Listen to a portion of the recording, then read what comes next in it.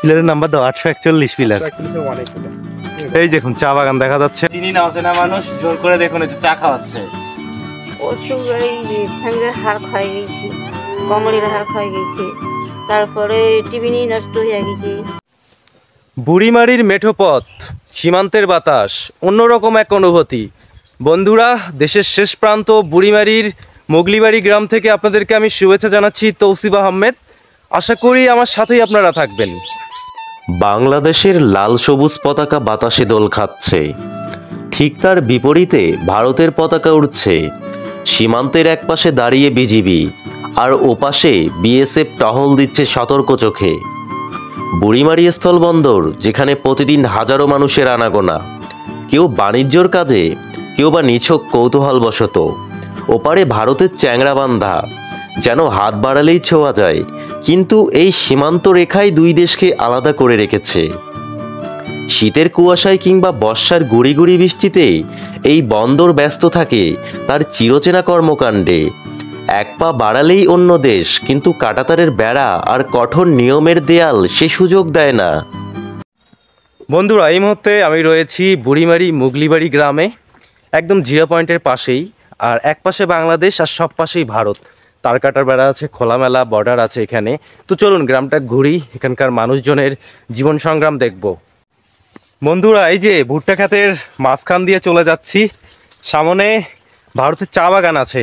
তো চলুন দেখি, ভারতের চা বাগান আছে, সৈন্যদের কঠোর নজরদারি এর ভিতরেও আমরা এখন চা বাগানে ঘুরতে যাচ্ছি। সাথে এই যে এই পিচ্ছি রয়েছে একটা, ও আমাকে নিয়ে যাচ্ছে। এখানে ভাইরা আছে।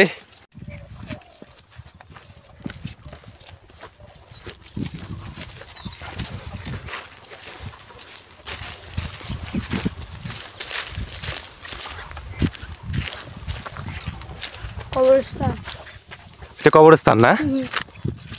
সামনে কত দূর আর যেতে হবে? ভারতের চা বাগান এইখানে ওখানে না? মারা গেছে, এইখানে মাটি দেওয়া আছে। এখানে? হ্যাঁ, ওইটা সামনে করো। এখানে গুলি করছিল? কাকে? ও অনেক দূরে মারছে, আর এখানে এসে দাফন করছে। আচ্ছা, মিজান বিএসএফ গুলি করছিল? হ্যাঁ।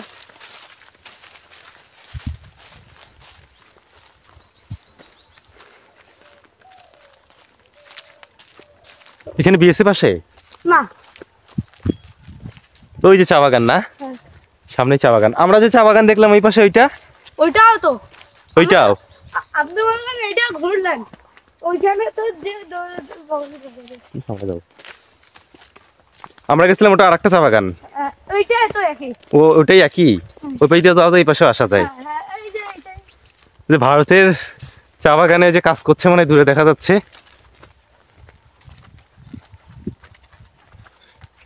বন্ধুরা, এই যে চলে আসলাম, চা বাগানের কাছাকাছি এসেছি। দেখুন, এক ছোট ভাই আছে নিয়ে যাচ্ছে, আর এক বড় ভাই আছে, ওনারা ঘুরতে নিয়ে যাচ্ছে।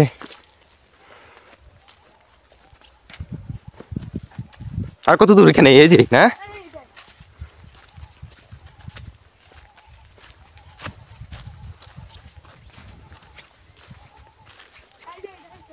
এই যে পাশে যাই, পাশে গেলে ফির কিছু যদি করে। কোনটা ইন্ডিয়া? আমরা এখানে, আমরা এখন বাংলাদেশের ভিতরে। এখানে হলে বাটুল মারে ভাই, শুনি গুলি করে নাকি?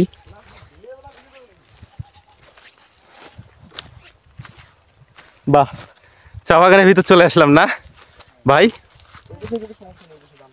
চা বাগান পিলার দেওয়া না? পিলারের নাম্বার দাও, 841 পিলার। পিলার দেওয়া। তুমি পিলারের উপর দাঁড়া হয়েছ? নামো নামো, নিচে নামো। এই দেখুন চা বাগান দেখা যাচ্ছে বন্ধুরা, এই যে দূরে,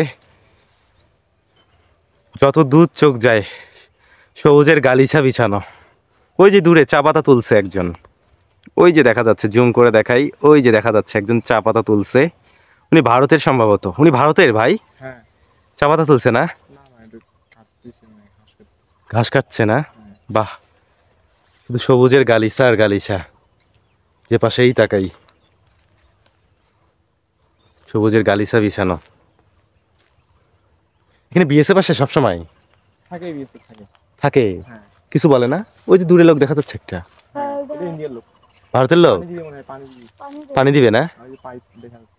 ও আচ্ছা, ওই যে পানি দিবে, ওই যে দূরে দেখা যাচ্ছে, ওই যে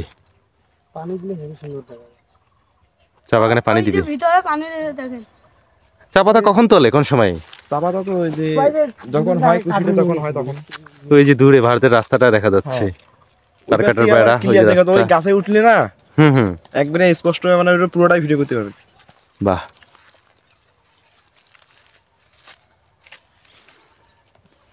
চা বাগান আর চা বাগান। ভারতের এই জায়গার নাম কি ভাই এই পাশে?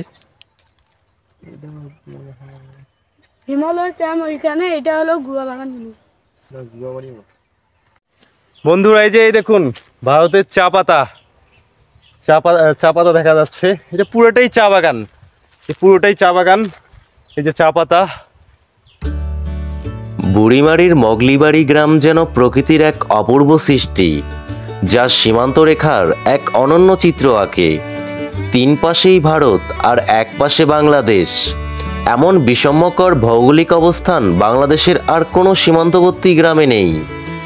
চারদিকে শুধু সবুজের সমারোহ, যতদূর চোখ যায় দিগন্ত জুড়ে বিস্তৃত চা বাগান, যেন প্রকৃতি নিজ হাতে আঁকিয়েছেন। এক মোহনীয় দৃশ্য। এখানকার বাতাসে মিশে থাকে চা পাতার সুগন্ধ, আর সীমান্তের পিলারগুলো নীরবে জানান দেয় দুটি দেশের বিভাজন রেখা।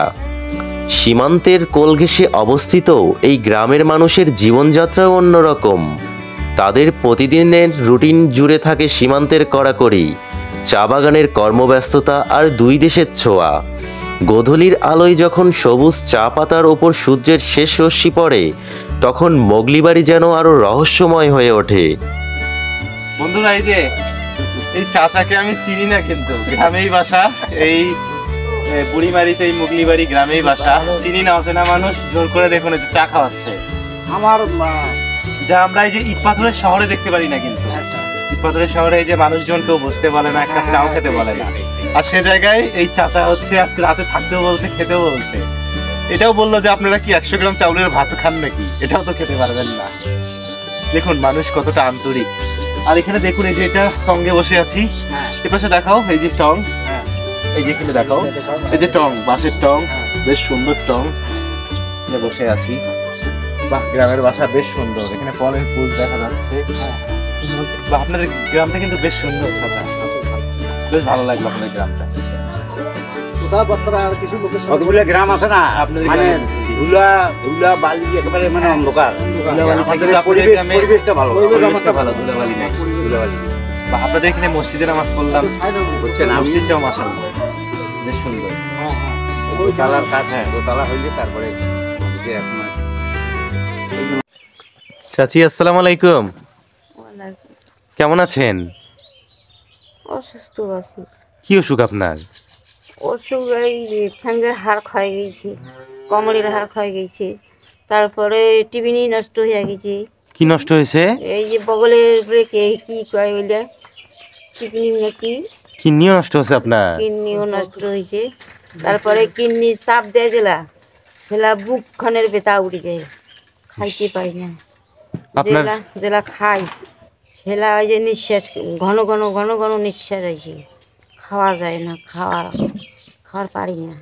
এই বুড়িমারির মুগলিবাড়ি গ্রামেই আপনি থাকেন না? হ্যাঁ এখানেই আছেন আপনি? হ্যাঁ, বুড়ি বাড়িতে থাকি। হ্যাঁ, কত বছর যাবত এখানে? এই বহুদিন হাতে আছি। অনেক দিন হলো এখানেই আছেন না? ছেলে মেয়ে নাই আপনার? মেয়ে একটা, আমার ছেলে 3টা, মেয়ে একটা। বিয়ে হয়েছে সবার? বিয়ে হয়েছে সেবারে। দেখাশোনা করে না কেউ? করে ওই এই আর বাপ করে। একটা ছেলে দেখাশোনা করে, হ্যাঁ এই একটাই। আর 2 ছেলে দেখে না? 2 ছেলের সংসার আছে, সেই অভাব 2 ছেলে কোনো ইয়ে করে না।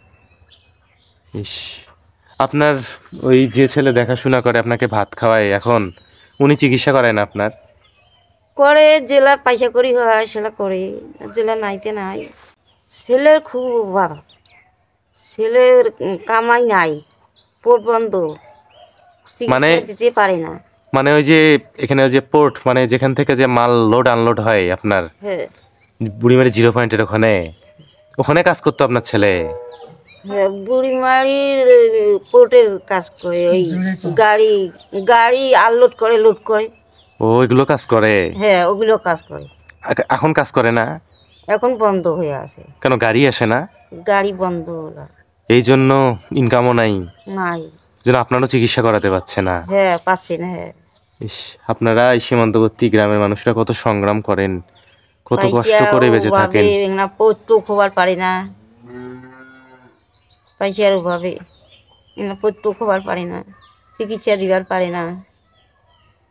ইস, খাওয়া দাওয়া করেছেন? খাওয়া দাওয়া তো উচিত খুব কম, রুচি খুব কম, খেতেই পারেন না। দিনের মধ্যে একবার ভাত খাই, অল্প সামান্য। আর আইতের মধ্যে ওই মোর ছেলে এই না ওই কোনো মতন করে আঙ্গুল ফল আনি দেয়, আপেল ফল আনি দেয়, তাই খেয়ে আতিত কাটি। তো সেদিন তো মনে করেন যে উপাসেই উপার লাগে, টাকা পয়সা না থাকলে না খেয়েই থাকতে হয় না তখন। খায় থাকতে হবে।